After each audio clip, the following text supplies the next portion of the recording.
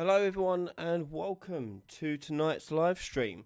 Tonight is question time, and if you don't know what that is, it's basically a time where you can ask me anything you like about games development, Unreal, or whatever you want. Totally up to you.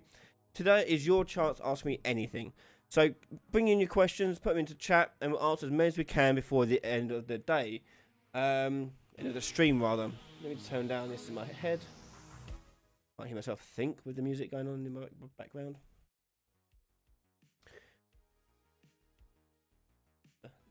More than that though. There we go. Get our levels correct there. So hello everyone. Hopefully everyone can hear and see me all okay and coming through nice and clear. Hey, hello everyone. So we've got hello Point, hello X Draco, Kui93, Hyper Casual, Haldron, Daniel, hello everyone in YouTube, Twitch, and on Facebook, wherever you may be watching this. So as I said, put in your questions in the chat. I'll try and answer as many as I can. If I can't answer them in the time frame, I do apologise, but we do this every single week. Just come by until I get around to answering it. Hang on.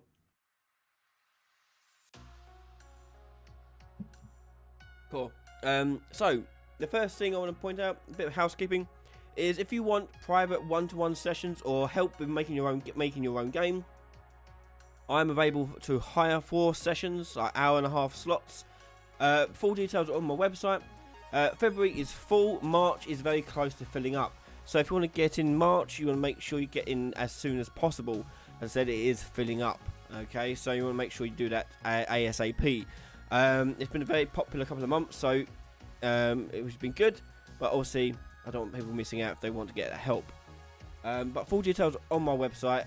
You can buy sessions one at a time or as a bundle to get a little discount. Okay, so let's take a look at some of the questions and let's go into Unreal here. So what do we have? What do we have? So we have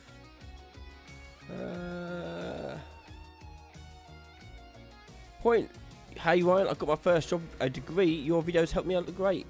Help me get, so thank you. Oh, you're welcome, Point. I'm so glad to hear that. Great news. What else we got?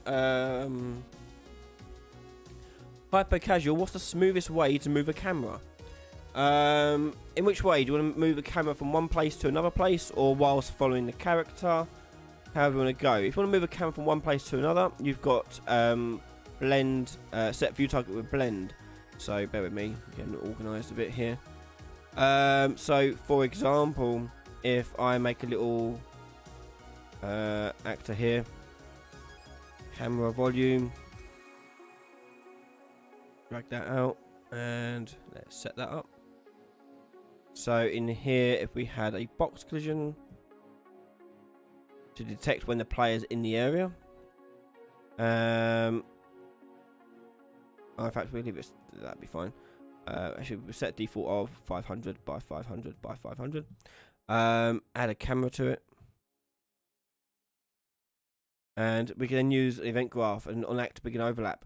So if the other actor is equal to the player character, equals to get player character, that'd be in a branch. And if that's the case, we want to get the player controller.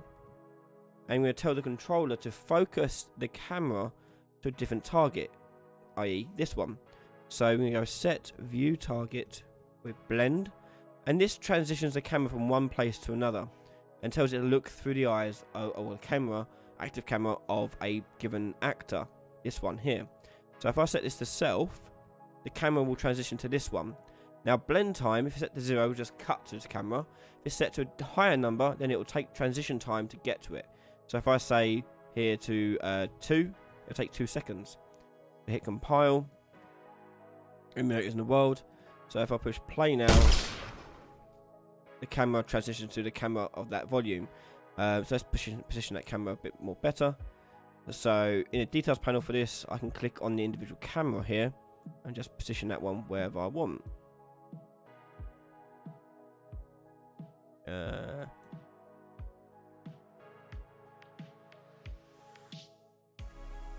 So that when you walk into it, it does that smooth transition, smooth blend. So that's if you want it to transition smoothly to other cameras, that'll handle that.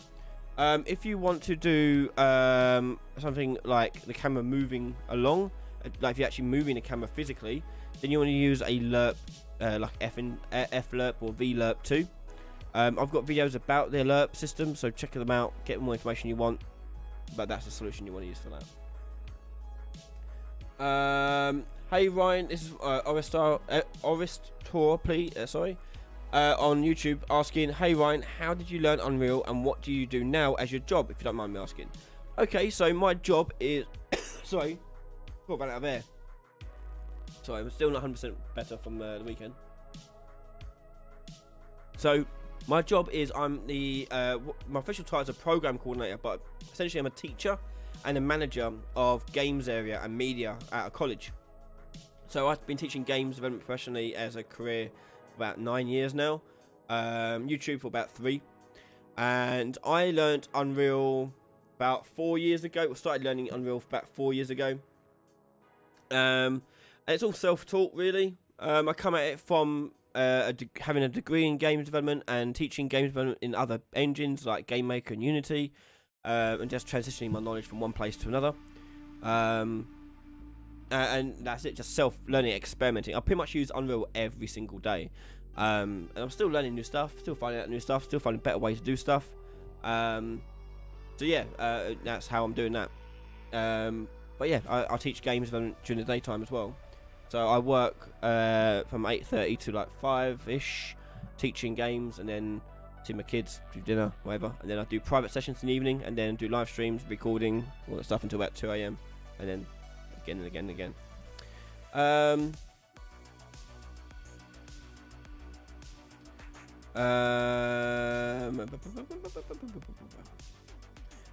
Over on Twitch we got Axis per se asking about the latest plans on RPG systems in Unreal as such. The latest plans are really the FPS RPG series I've got on Patreon. So over on Patreon I'm doing an FPS RPG series, so making a shooter that's got RPG elements like inventory, quests, things like that, and putting it all together into one cohesive little game demo thing.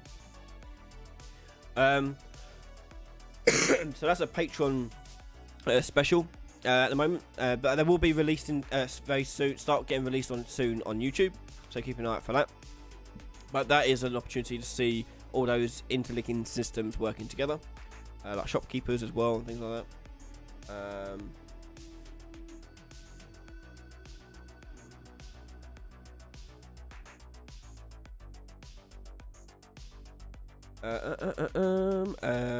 Fabian Tapia. Question: is it possible to have the HP assigned to the clothing? For example, a glowing green material that turns red as HP goes down. Yes. Let's do that. So I'm gonna make a material here, and we'll call this one HP material. This is a very simplified version of it, but the gist of it is about the same. So on here you need a lerp, and you want to do in linear interpolate into the material. Now go into your base color. Now linear interpolate transitions between the value for A and B based on its alpha. So when alpha is set to 0, it will use A. When it's set to 1, it will use B, and 0.5 it will use a mixture of the two. So we want 2 colors. We can have one there, one there. Shortcut, by the way, for that one is holding down 3 and left clicking. You get a 3 vector. This one is going to be red. So it's when it's 0. This one is going to be green. As I said, a very simplified version of this. But say if you want to do this with another material that they have on it, like a texture, you can multiply this by that texture and it will do it for you. Now the alpha is what's important. So in here we need a scalar parameter. So scalar parameter, which essentially is a float variable, and we'll call this one health, and we'll plug that into alpha, and the default value for this we'll set to 1, so it'll be green. And to show you that it works with a texture, let's put a texture on it. So this texture here we'll do, I don't know, metal. Have we got any metal? What's the grid one we got? Grid? No, what's it called? I'll do basalt. No, that's something there. So the basalt rock. There you go. If I multiplied it by that,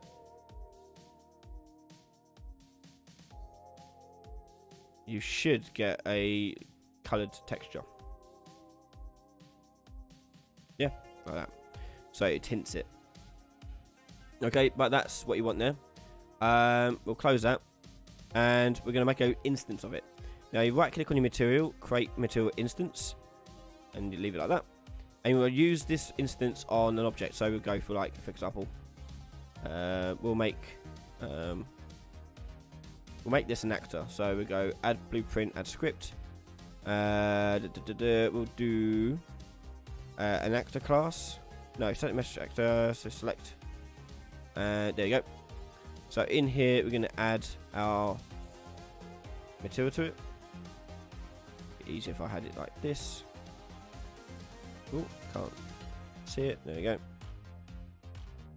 Okay, there's our stuff there. On the event graph here, we need to set up our dynamic material, because it's a dynamic material that's going to be changing. So on begin play, you drag your mesh out, and you're going to go create dynamic material instance. Plug that in. Then you want to choose the source material. So for this one, you will use the same material that you've got from here. Really? So in here, we'll go get material. And plug that in. Then once you've got that, you want to promote that to a variable. And that'll be dynamic mat. Like so. When this thing receives damage, so damage, receive any damage. We need health value on this as well, so health. And health will be a float, set to 1 to start off with. So damage will do health minus whatever this damage is. And then set that back to health. And put that in. And the health, we're going to use that to set a scalar parameter. So you drag your dynamic material out, set scalar parameter, and you want to drag in the value, and the name of the parameter comes from the material, and I've forgotten what we called it. But it's just health, wasn't it? I think. Yeah, health. So just type in health, like so. So when this thing receives damage, it updates its material. So there it is there. We now need to apply damage to it. So let's go to our projectile. And when it hits something, simulate physics, yeah, sure. We would take the other here and apply damage.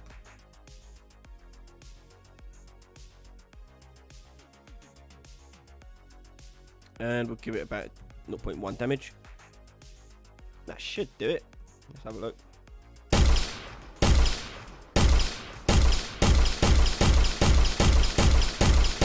There you go. Changes to red. And when he died, we'll make him pop and blow up or disappear. So in here, if we'll do if health is less than or equal to 0,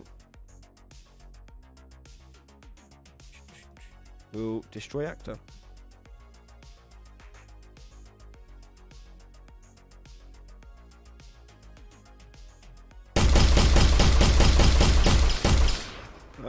There you go. And because it's a material instance, you can have multiple of these, and they won't affect each other because they're instances of each other.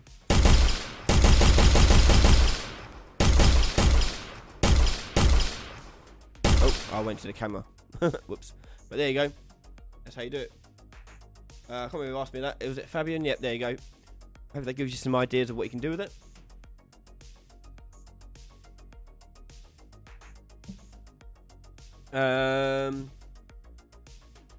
What else we got here?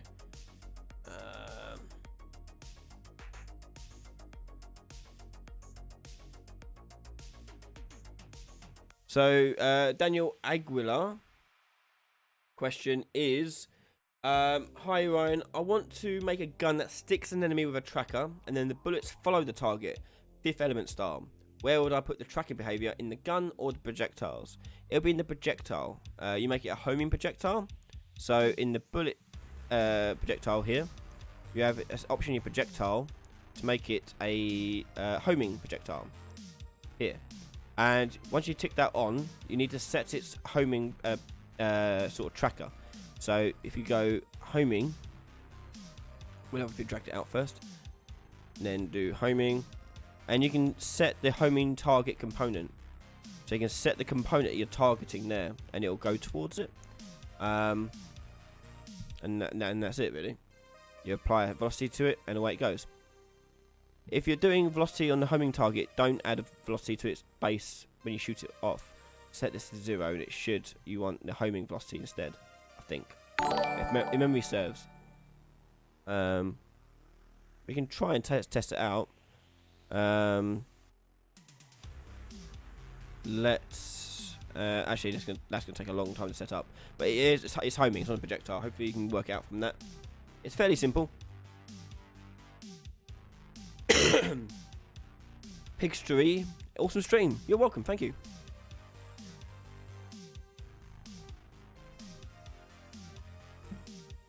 Doom Expert. Hi. How can you add a vertex point to a brush to make it complex shapes without making a new brush? Okay. I'll show you how to do that. Be warned, you can't do too complex of a shape, but you can do it. So you go to modes and go to well, first of all you have to place the thing. So you go to geometry, drag a box out, and let's go into modes, and we'll go brush editing. Then you can click on each of these points and move them about, or you click on the edge. Edge is always difficult to grab.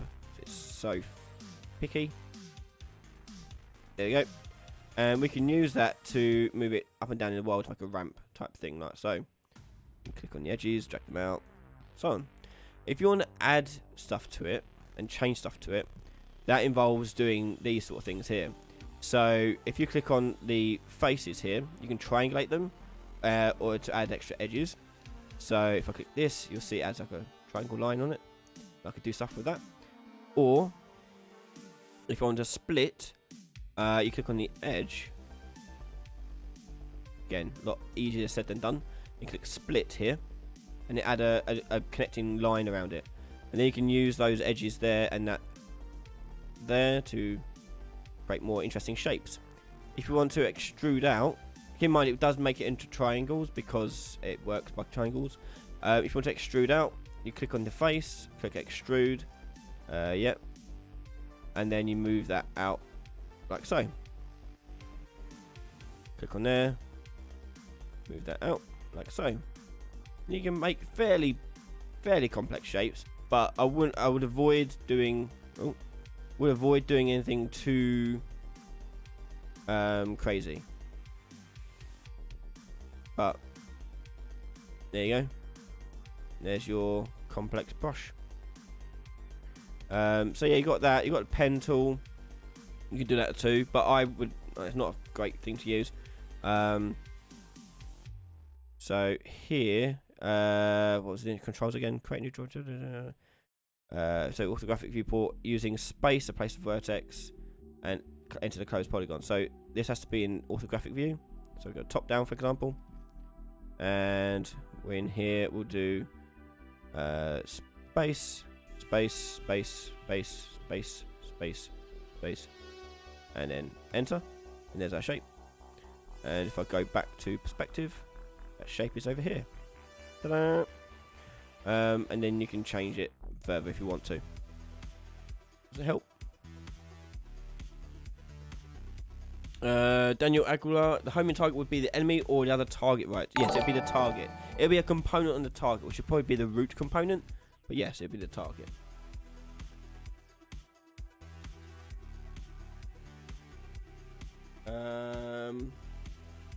Suri09, how do you add a URL from YouTube and play inside the plain Blueprint actor? Unfortunately, you can't. It doesn't allow streaming from a web stream. However, you can upload a video to a server and get access to it that way from a direct link. That's totally fine. It can't pass web video through without a plugin anyway. You need a plugin to do it. Things like YouTube. But if I've done it in the past by uploading a video to my server, my website server, and then putting a direct link into it from there.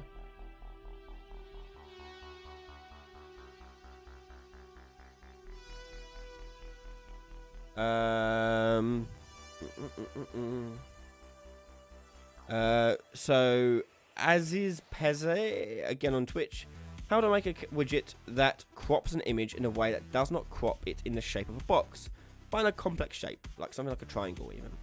Okay, so what you're talking about there is called masking. So masking will be done by a material. I don't know if you can do it in widget straight away. Let me have a look. I don't think it doesn't like it too much. So I messed about with it in the past myself. You have to make a custom material for it. So that's the important image in here. Okay, so let's grab an image. Meanwhile, I've got something to show you that's quite cool. That'll be coming out soon. To Patreon anyway. Later in the summer for everyone else. I've got some images I can use. Let's use Banjo-Kazooie. Okay, and here we'll put in an image. Okay, on the image here we can choose the brush. Layer 1. Okay, there's that image. So what you're talking about is masking. Now, at the moment, it can't handle masking straight off the bat. You'd have to make a custom material to handle it. So, for example, we go make a material, masked shape, and in here you'd have the texture. So this would be like layer 1, for example, that I've got as my Banjo-Kazooie. And you're going to mask it in here with a mask. So that'd be another texture in here. So I don't know if I have anything I can use in here. Mask. Oh, here you go. Here's a sphere. Okay, you do it as a sphere. So with this sphere here, if I was to multiply this value by the sphere, it'll mask it.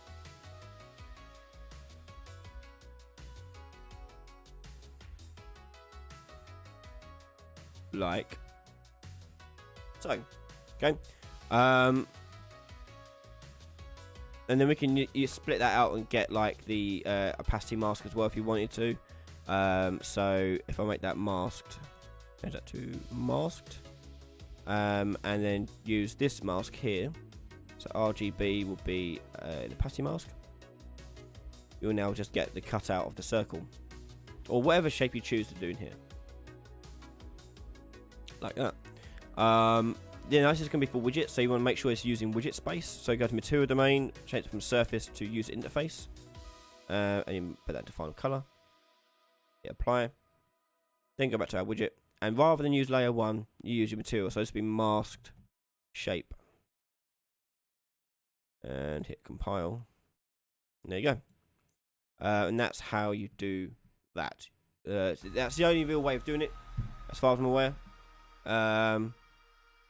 At least for now. There you go.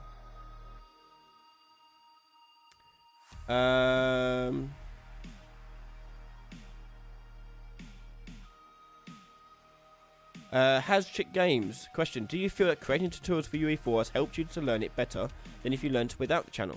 Curious, as Blender Guru says, as much as about him learning Blender. Yeah, 100%. Doing the channel, it's not just let me get this straight. It's not just doing the channel that's made me better at Unreal. What's made me better at Unreal is helping people, because I have like for example, hang on, I'll show you. I have like a bajillion projects on the go, because I'm helping so many people, and everyone has different ideas for their game. So this is all the projects I'm working on so far. This is all from like one-to-ones I'm doing with people, and everyone's doing some weird and wonderful stuff that I would never make, but they're making it. And it's forced me to learn stuff to help them with it, and that's really made me a better game designer. But it's the same as anything really. You get better at cooking if you're cooking all the time. By teaching someone, you're cooking all the time. So it's exactly the same as this. Because I'm teaching all the time, I'm using it all the time. So it's kind of like a yeah. But it's not necessarily the channel. It's the helping so many people. That's where it helps. So whilst I'm here, I might as well load up the cool thing that we're doing. Hang on. This was actually inspired by a one-to-one we had recently. But yeah, okay. Do that in a moment. Star Wars Gaming. Can you make wall jump for third-person character, like in Mario Odyssey, where you can jump from one wall to the next if they are close together?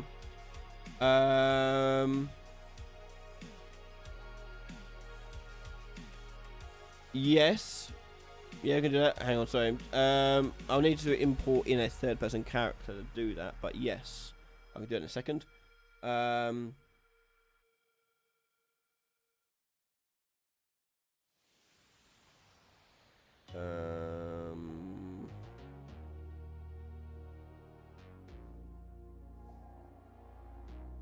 second favourite. Hi Ryan, I love you by the way, thank you. What are your thoughts on creating a dotted dashed outline of a static mesh? What should I look up to learn something like that? In before realising you actually just posted a video about Outline Marketplace asset.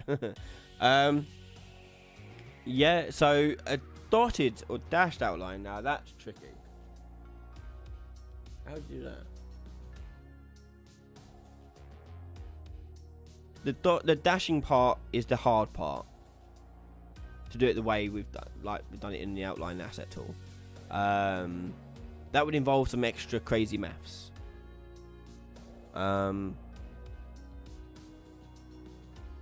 Interesting, no? Yeah, it's not easy. Not straight off the bat. If you want it dashed or dotted, but it would involve some sort of crazy maths in it. I have to work that out. Can't do it on top of my head, unfortunately.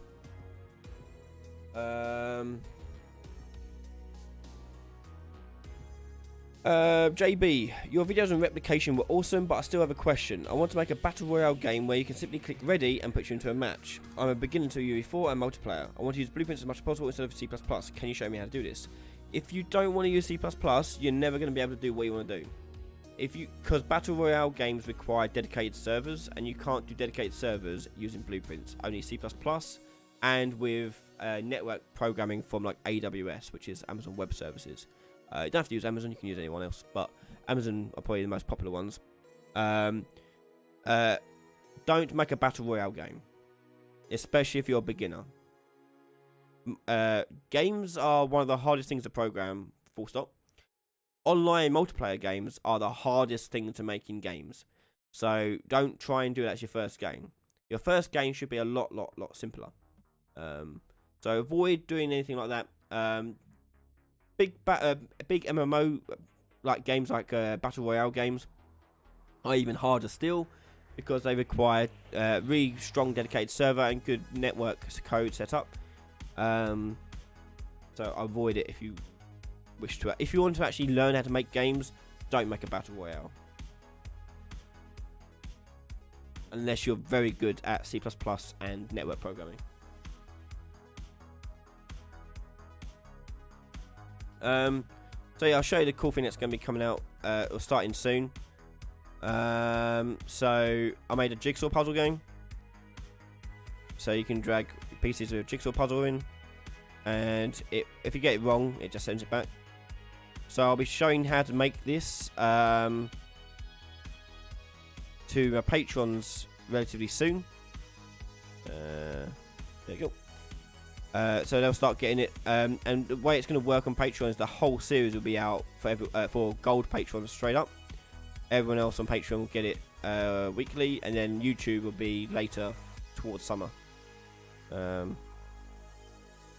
the beauty of this system is, I'm almost done it. Yep. Yep. Yep. Hey, done. Beauty of this system is it's really easy to change the complexity of it. So I just go in here. I can choose what image I want to use. So if I want to change it to my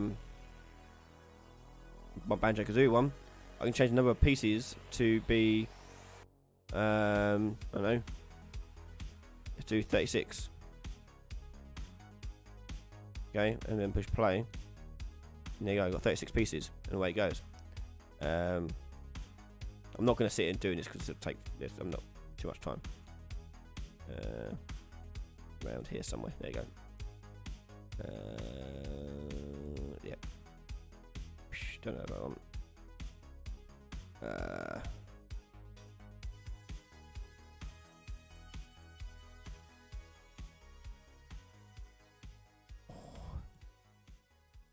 That one there.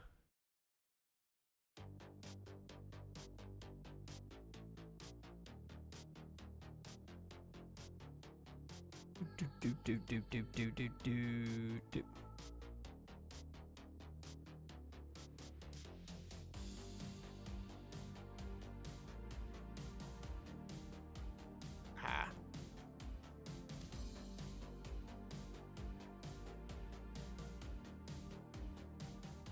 But it's cool. It's fun. But there you go. So this will be coming out soon to patrons. It'll be this month. Gold members will get the whole series up front, and they'll get the project files. Other patrons will get it weekly, and then YouTubers will get, once they've finished getting it, you'll get it. I'm going to add a few more features yet people have asked for. But that'd be quite a cool thing to show.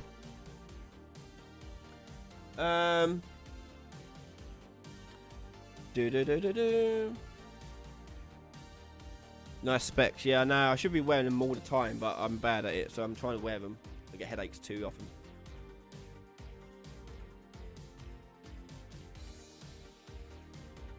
It does not sit here and do it. It's addictive to try and do it. Right, wall jumping. Let's see if we can get that going. How are we doing for time? Oh, we're okay. So I'm in a first person template, so I need to make a... I need to put in the animation starter kit, so I've got some third person stuff going in.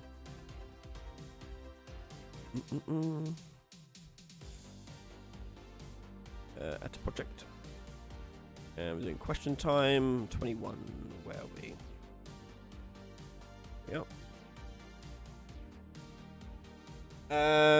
Any updates on my own personal game, Brian? Not so much. Not since the last time you saw it. Just a few design things I've been doing in the background and thinking about. Character design and so forth.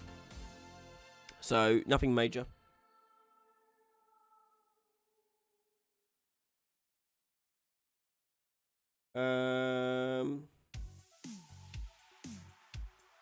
Hello, Suzuya Yumi. Sorry if I pronounced your name wrong.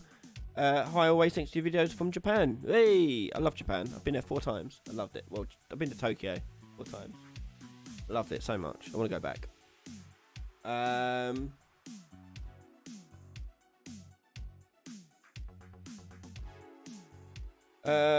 Polaris, hello, can you make a series of videos on dialogue in UE4 with skill checks and multiple answers? Or can you at least give a few pointers in realising dialogues in UE4? I have an advanced dialogue system series on my channel already. It doesn't have all the things you're asking for, like skill checks, but they're pretty easy to put in. But check it out.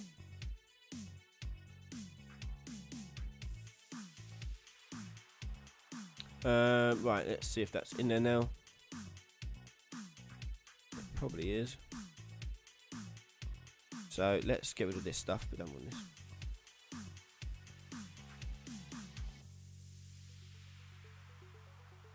And let's get rid of the camera thing we got. And let's chuck in the animation starter kit playable character. And tell it to possess this thing. Oh, wrong bit. Oh, God's sake.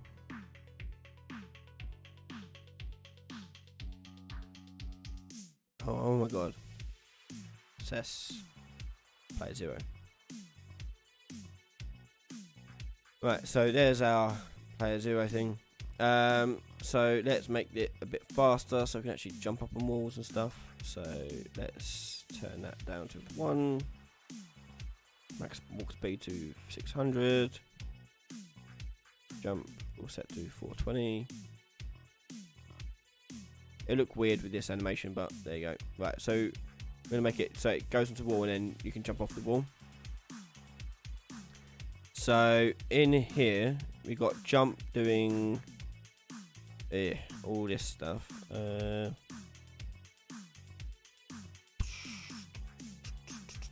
Okay, so when I push jump again, I want to check what the wall in front of me. So we need to do a wall check. So new function, wall check. And on wall check, when I push jump, we're going to do a line trace out, basically in front of us. Line trace by channel. And we'll do get actor location. And put that as a start. The endpoint will be the actor location plus a distance vector, which comes from the forward vector, multiplied by how far away we want to look. So not too far, so like we'll do 30. Plug that in. And that'll do a trace out. And if that is hit, we're going to split that. And if that is a blocking hit, boom. And if that's a blocking hit, that means we can jump. So I'm going to do a launch. So you go true, launch, character. And we're going to launch the character in the direction of the normal of the wall. So out hit normal. And we'll multiply that by a vector. Not vector, by a float. Multiplied by a float. And that'll be the strength of the jump. So let's do 500. And I'm also going to add some extra height to it as well. So I'm going to add a vector to it. And we're going to add, let's do 500 in the Z. So it goes up in the air. We're going to override, override. Override means it will stop whatever movement it's doing in that axis and then add this to it instead. Okay, so when I push jump over here, well, before it does this jump here, we're going to do a check to see if we're falling. Is falling. And if that is true, we're going to do our wall check jump. If it's false, we'll do this jump. So now, when I push jump against this wall, it should hopefully launch me. Let's see if that does it. Nope, hang on. Let's see if it's actually calling it. It's falling. Do a print string.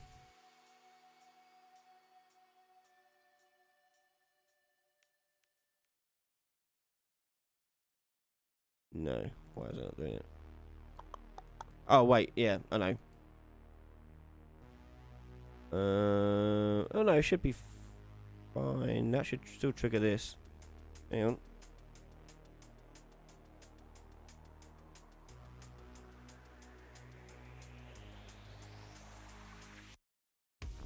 Okay, it does that just fine.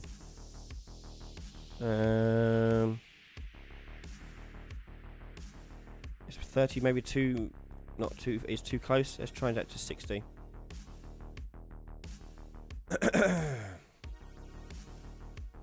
There you go. It was just a bit too close, that's all. So I just gave that a little boost, and now I can jump off walls, so forth. Boom. So I can theoretically chain jump that as well. So let's just put a chain jump wall in there. So I'm just going to put another wall here.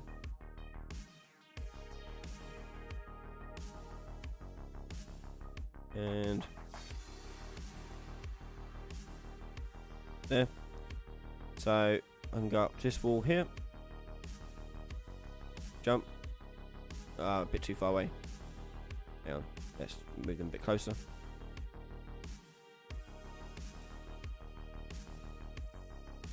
Okay. Okay. So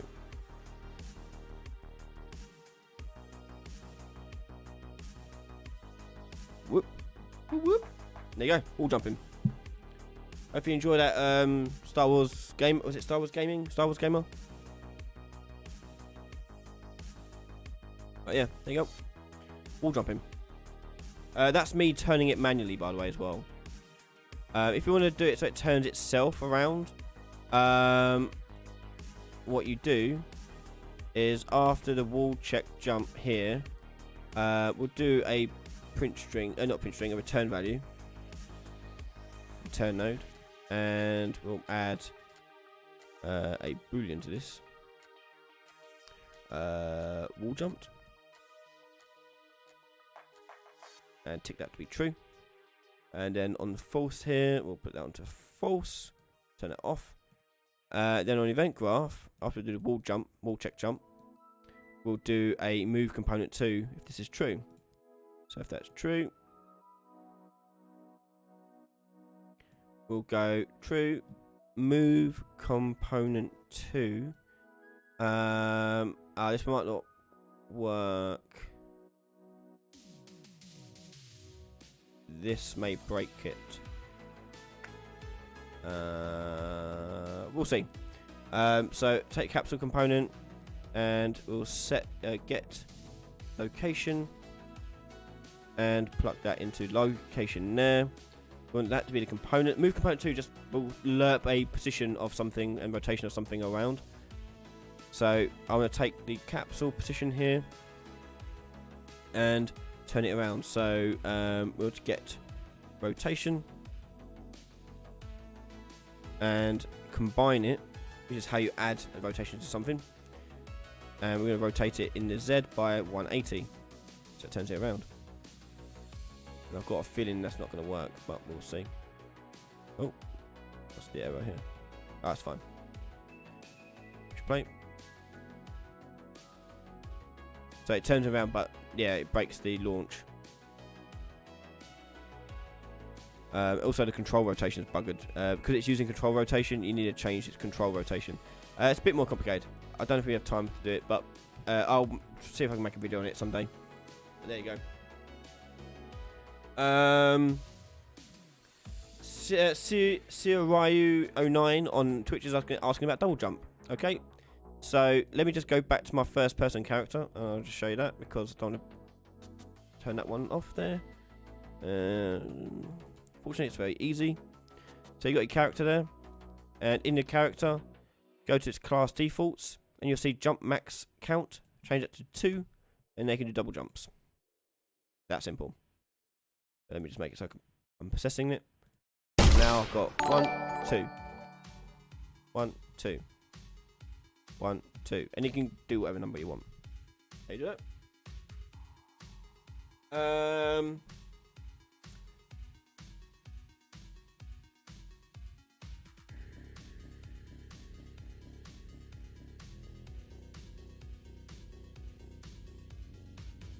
Ripper Junkie question. I have a character where its clothes are overlapping with its skin. Is it possible to hide the character skin that is overlapping with the cloth?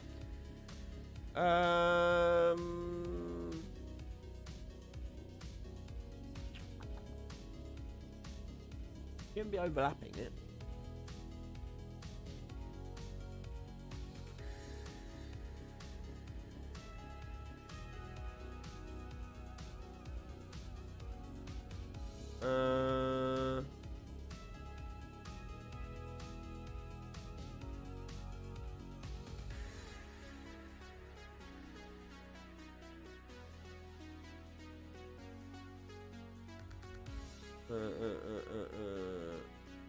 Yeah, Ripper, I'm not too sure. It shouldn't be colliding with, overlapping it if it's got physics set up correctly on the skin. It should bounce off of it.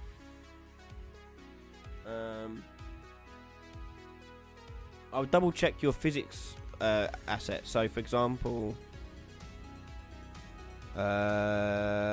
this thing. Make sure that none of the skin is outside of these bubbles, because that's what the physics engine's using to detect whether something collides with it, like cloth. Let's double check this.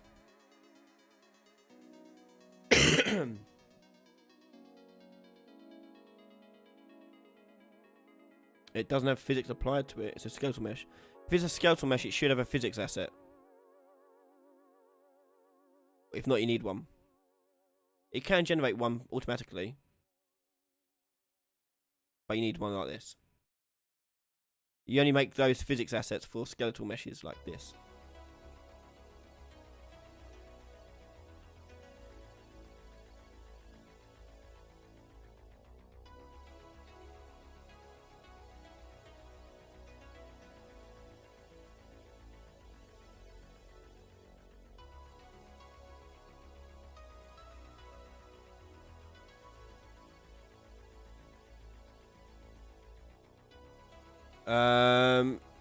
Second favourite.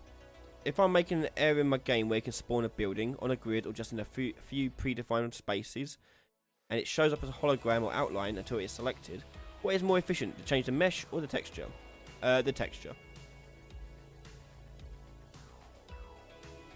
The most efficient way would be a post-process, but texture is always the best. Cypher Almasi, how do you record a third-person game with a sequence for longer than 3 minutes? Oh wait, you mean the level sequencer? This thing. longer than 3 minutes, like this, you can just change the number down here. Is that what you're talking about? It's not minutes though, this is like seconds. Is this what you're talking about, Cypher? You just change this number down here to whatever number you want, and you can make it as long as you like. Goes on and on and on and on and on. And on.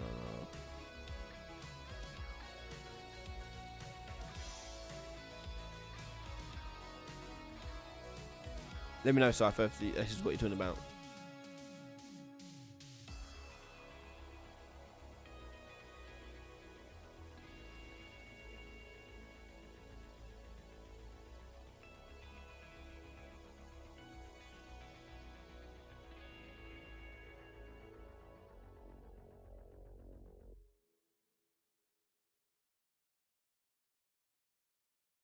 Yeah, so Ripper, like if you've got clothing that's on top of your mannequin, not part of the mannequin, on top of the mannequin, you need a physics asset.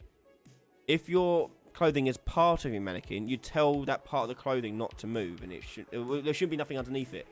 If it's part of the mannequin, you haven't got any skin underneath you are deleting the actual vertices, the actual mesh of that skin underneath the skin anyway. So that's it.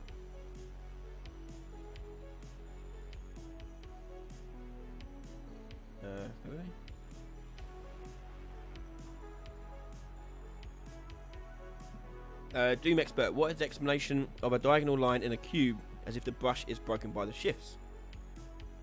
So in games engines, the way they do calculations is all through tries. So every mesh is made of tries. Even if you make polygons in like Maya or Blender, it'll break into triangles, and that's why it calculates via triangles. That's it.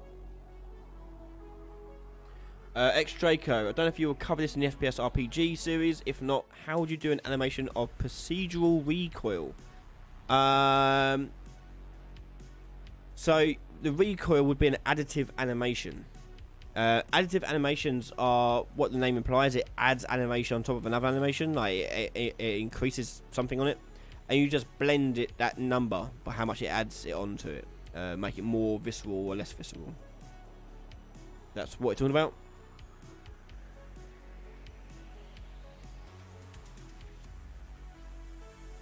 Stephen Kent, how do you know if you're making code that is too expensive? Good question. So there are a load of tools built into the engine to find out what the FPS of your game is and all that stuff, and they can give you an indication where something is going wrong. And there are loads of stat-based things. I can't remember off the top of my head what they all are, but you go push simulate, for example.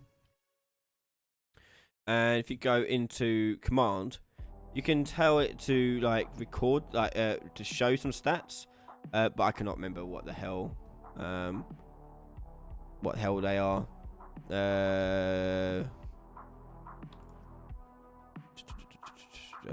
No, hang on, not simulate. It'll be play.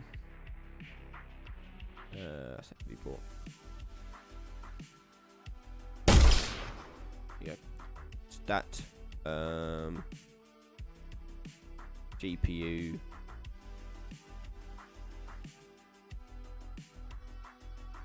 So you can see stuff like that. You can see what's taking up most of the work for rendering. And there's other stuff as well you can check and all that stuff. And they'll give you some indication. If you mean just when you're building it, deeper understanding of what each function's doing will help you understand how costly it is. There's a reason why casts are expensive. It's because you're telling the computer to try and do something and flip-flop between multiple things, which causes issues if you do it too often. But I say if you want to find actual numbers, it's still the stat settings. Like I say, I can't remember all of them, but if you go stat, you'll see some examples. You can get in there. So like stat FPS thing gets the FPS. Doesn't help I've got that one on at the same time. Hang on. Stat GPU and off. Stat FPS. So you can see the FPS and the milliseconds. Give you an indication of how it's doing. But Um.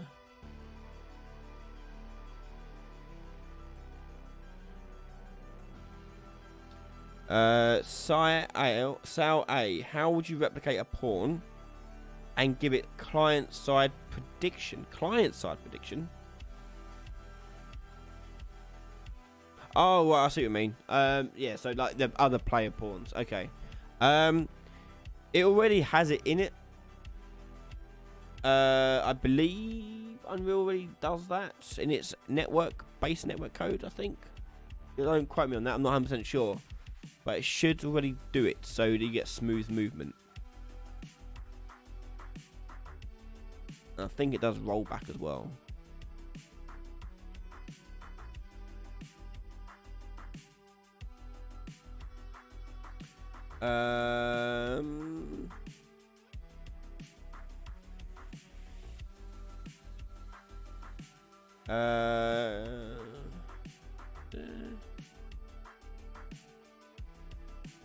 Adam Matacola, hello Adam. How do you do a cinematic halfway through a game when things are not already in place? Huh? How do you do a cinematic halfway through a game when things are not already in place? Care to explain a bit more for me, please? Oh, pawns. Pawns replicate. No, don't. Yeah, no, I can't remember now.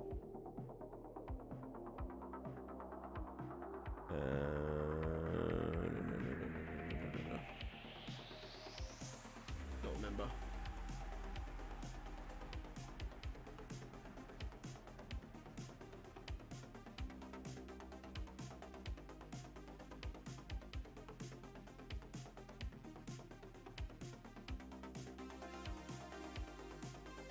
Bear with me.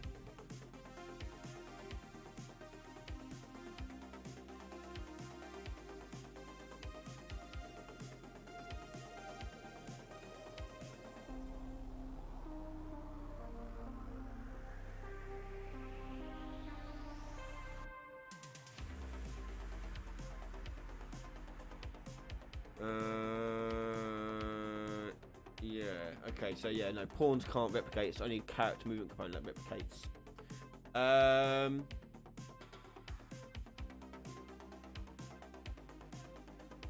So what you're trying to replicate? Why are you using a pawn, not a character? What are you trying to do? Can you explain to me a bit more?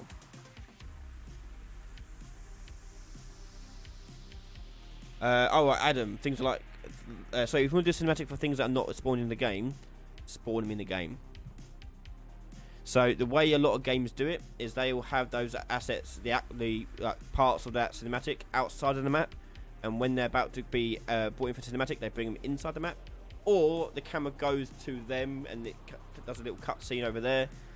But yes, you have them in a map just hidden away, or not visible. Either way, that's how you do that, Adam. Like if you ever looked into the actual level design of a map in an actual published game, you'll see tons of stuff outside the map where they move it in and out based on the animations.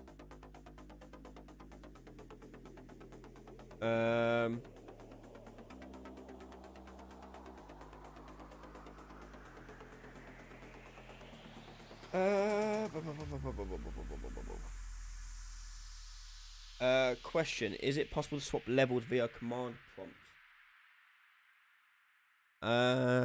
Don't know. Don't know. That's a Google question from that one. I'm not sure.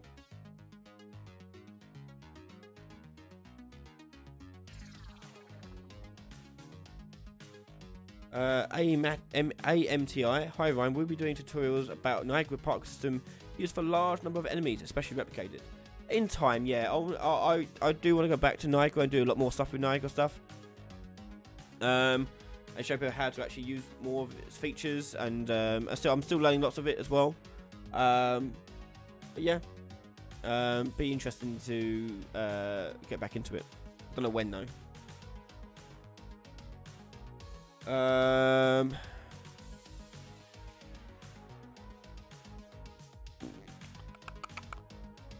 Sal, yeah, I'm not too sure.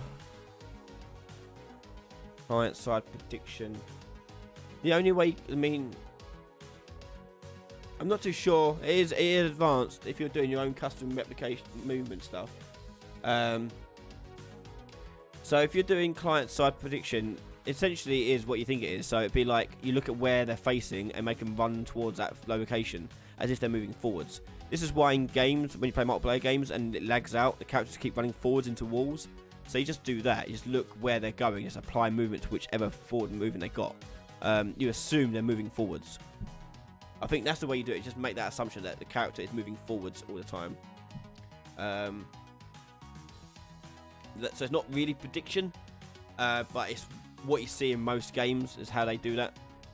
You see all the time when they lag out, the character just runs forward into the wall until it sinks back up, then it zips them back to where they're meant to be. Okay, we're going to take one more question as we're at the end of today's live stream. Piluli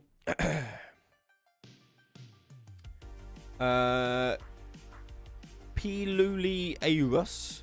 What is the best way for people to collaborate on one game project? How can two developers work at the same time? Okay, so what you're looking at is source control. So you need to use something like GitHub or other ones that are. There's loads of other services out there for source control, but you link up source control up here, okay?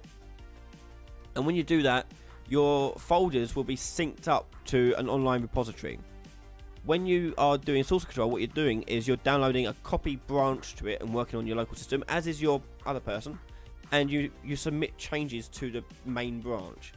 And those main branches, if there's a conflict, you have to resolve it in the source control and talk about which one is meant to be more important. But there shouldn't be. If you're organised enough, you should be working in different folders because the assets all separate anyway. It shouldn't be affecting other people's stuff. You can't work in the same blueprint at the same time. I think Unreal said something about them introducing something that allows that. I can't remember if that's a thing now. I can't remember at all. Perforce, yeah, Perforce is one that most people use.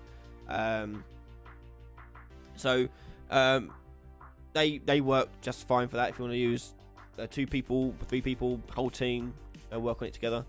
But if you're talking about like a big team, like the way it generally works is that people are given roles for a reason. Okay, so level designers work on level assets and things like that. Won't touch them. Now, the developers developing other things will grab the latest source control version with those changes, and then later on will merge their project with their project. It's all about merging. But yeah, look into source control, set it up. So you go up here and you click connect, and you go through the whole process to do that. I can't. Yeah, there you go. But yeah, there you go. Okay, we have to edit there, unfortunately. I know there's loads more questions, but don't fret. We do this every single Wednesday. So every Wednesday, come by here at 11 PM GMT, and you can ask me any question you like regarding Games Run, Unreal, or whatever you like. Totally up to you. Other than that, we are done. So this week, loads more content coming out every single day. I managed to get a content at release every single day in a week. That's pretty cool. So look out for the last week's question time coming out tomorrow, and on Friday you've got another video coming out, and Saturday you've got another live stream, which I should be able to do this time. Saturday's live stream is all about widgets, so I'm going to go through and explain how widgets work, all the different features of widgets, answer any questions people have about widgets, all that stuff. So come by on Saturday, 11 PM GMT. Reminder, if you want help with your game project or want private tuition, I do offer private classes. So if you want more information and prices on that, you find it all on my website on ryanadey.com. Availability for February is full. March is getting quite full. So if you want a session or me to help you out on something, let me know by email. Details on the website for March. Let's say spaces are quickly going, very, very quickly going. There will be extra sessions open up for April. More details on that when people ask for them. But it's Easter holidays then, so I have a few days available where I can do that stuff all day long. So I can help out more people during the day. Thank you very much, everyone, for coming by. I hope everyone is staying safe and well, and I wish you all the best. And keep developing, keep happy, and keep developing. See you guys. Have a good one. Bye, everyone.